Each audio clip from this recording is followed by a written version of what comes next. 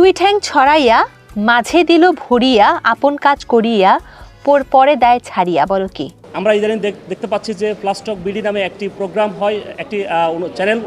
সেই চ্যানেলে তমা রশিদ নামে একজন উপস্থাপিকা, তিনি বিভিন্ন সময় বিভিন্ন টিকটকার এবং বিভিন্ন ধরনের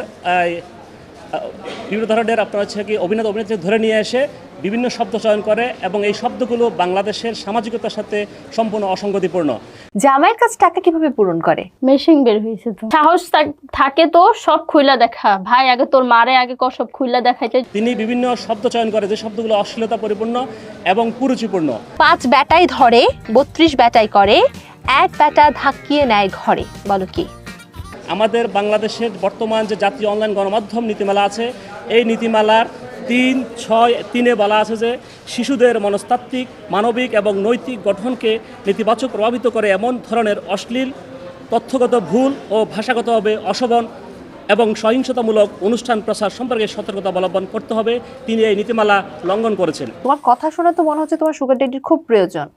আসলেই মানে অতটা প্রয়োজন না, আমি এরকম দু একটা ছেলে আমি ইজিলি চালাতে পারবো। কিন্তু দুঃখের বিষয়, এই উপস্থাপিকা বিভিন্ন সময়ে বিভিন্ন ব্যক্তিকে যে শব্দ চয়নের মাধ্যমে যে অশ্লীলতা, কুরুচিপূর্ণ সামাজিকতা এবং পরিবার এবং নৈতিক মূল্যবোধের অবক্ষয় সৃষ্টিকারী শব্দগুলো মাধ্যমে অনুষ্ঠান পরিচালনা করে, যেটি আমাদের জন্য বাংলাদেশের একটি আবহমান প্রকৃতির আবহমান কাল থেকে যে বাংলাদেশের যে সামাজিকতা রয়েছে সেটি লঙ্ঘন হচ্ছে।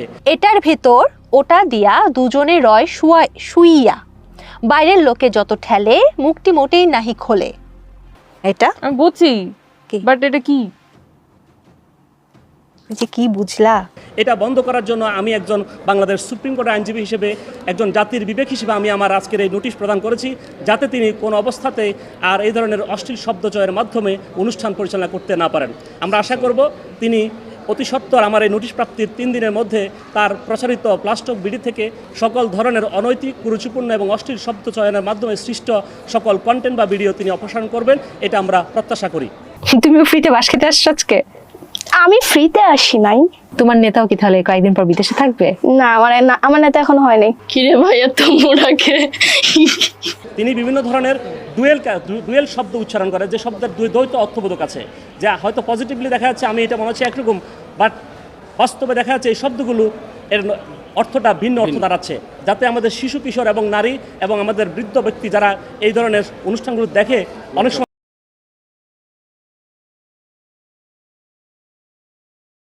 অনিচ্ছাকৃত দেখতে হয়, কারণ মোবাইলে টিপতে গেলে আপনার চলে আসে, মোবাইলে স্ক্রল করতেছে আমরা এই অনুষ্ঠান চলে আসে।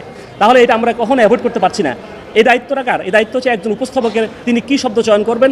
এবং আমাদের বাংলাদেশ সংবিধানের আর্টিকেল 39 অনুযায়ী বলা আছে যে চিন্তা ও বিবেকের স্বাধীনতা, কিন্তু এখানে এই সংবিধানের প্রথম শব্দ হচ্ছে যে আপনাকে আইন এবং আইন বহির্ভূত কোনো কাজ করতে পারবে না, অর্থাৎ আইনের আলোকে তিনি শব্দ চয়ন করতে পারবেন। আমার চাইলে আমি শব্দ চয়ন করতে পারবো না, এটা আমার নৈতিকতা এবং আইন বহির্ভূত। আহো বাতি যা আহো, তোমার লেগে হুটনিটা রেডি করে রাখছি, একবারে পিছন দা বইরা দিম। কোন দা বইরা দেওয়ার কথা কইছিল? এটাতে তিনি আমাদের এই নোটিশ প্রাপ্তির প্রতি কোনো পদক্ষেপ না নেন, আমরা বাংলা